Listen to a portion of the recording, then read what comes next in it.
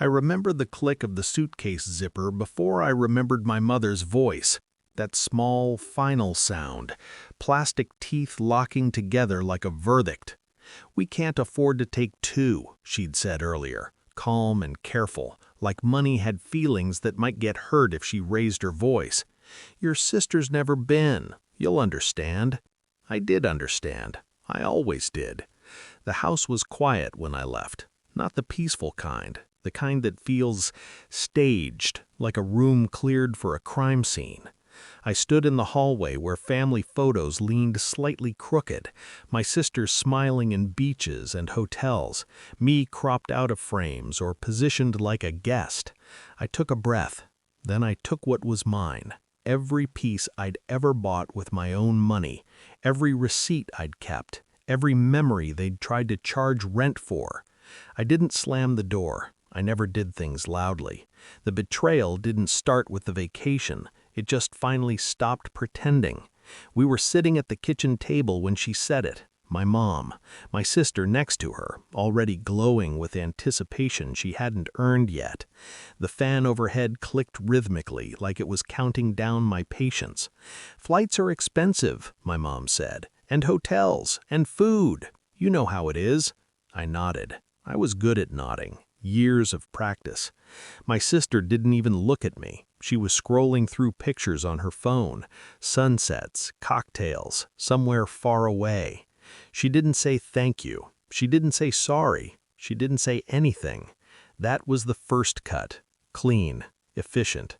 The second cut came when I offered to help pay. My mom's eyes flicked up, then away. "No, it's not about that." I waited for the rest. It didn't come. That's when I realized the truth doesn't always arrive as a confession. Sometimes it just stops hiding. I wasn't always invisible. There was a time they needed me. I met my family again after my dad died. Not literally, but emotionally. I was 17, and suddenly I was useful, the responsible one, the one who worked part-time, covered groceries, fixed the internet, filled gaps. I learned early that love came with invoices. Back then, my sister was too sensitive to work, too young to help, too precious to burden. She cried easily. I learned to be quiet. My mom used to tell people how proud she was of me. She said it like a disclaimer, like praise you give when you're about to take something. I believed her. I believed in fairness the way kids believe in weather, something that happens naturally if you wait long enough. That belief kept me in place. The signs started small. They always do. The way my sister's room got renovated while mine stayed functional. The way my contributions were expected, hers were celebrated. The way decisions were made without me, then explained like compromises. I noticed how often we meant them. How often "you'll be fine" meant "we've already decided."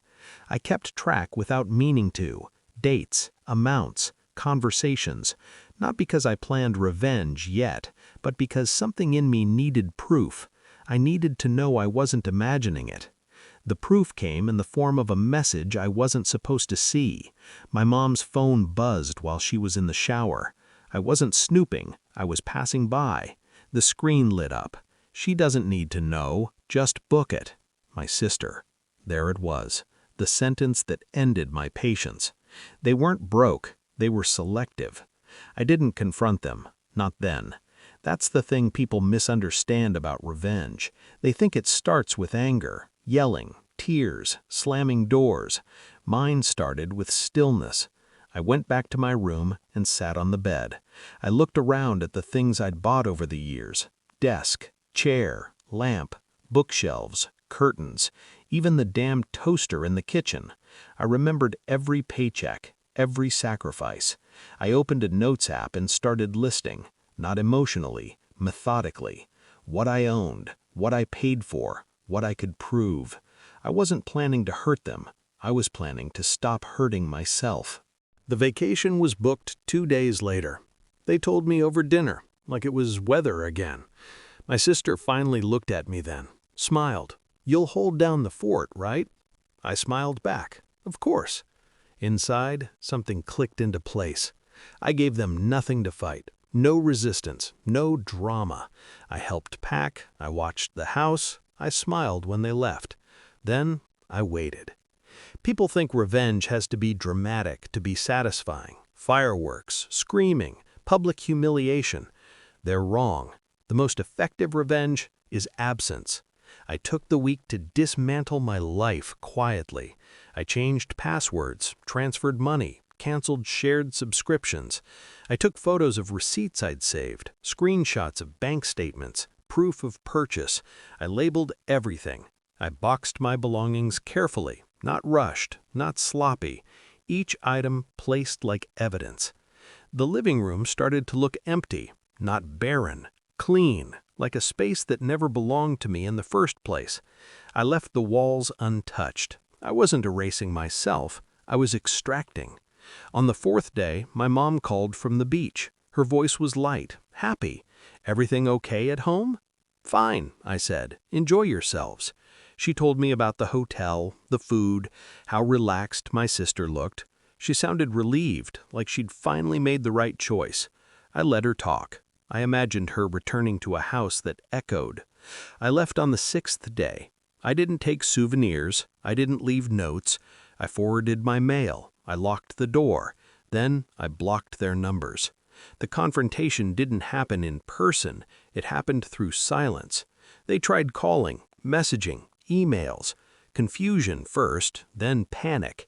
When I finally responded, it was with a single message. I took what I paid for. Check the receipts. Attached, a folder, time-stamped, categorized. They couldn't argue. They couldn't threaten. Everything I took was mine, legally, morally, undeniably. That's when the rage started. My sister accused me of being selfish, dramatic, vindictive. My mom accused me of tearing the family apart. I didn't reply. I had already moved into a small apartment across town. Bare walls, new silence, the kind that heals. I unpacked slowly. I made tea with my toaster, sat at my desk, turned on my lamp. Everything worked. Weeks passed. My mom sent one last message. "We never meant to hurt you." I stared at it for a long time. Then I deleted it. Intent doesn't erase impact, and love that keeps score isn't love. Here's the part no one tells you. The revenge wasn't watching them scramble. It wasn't the empty house. It wasn't the guilt they finally had to sit with. It was waking up one morning and realizing I didn't feel angry anymore. I felt light. I think about that suitcase zipper sometimes, the sound it made when it closed. That wasn't an ending. That was a boundary being drawn so cleanly they couldn't cross it if they tried. They took a vacation. I took my life back, and I didn't need permission.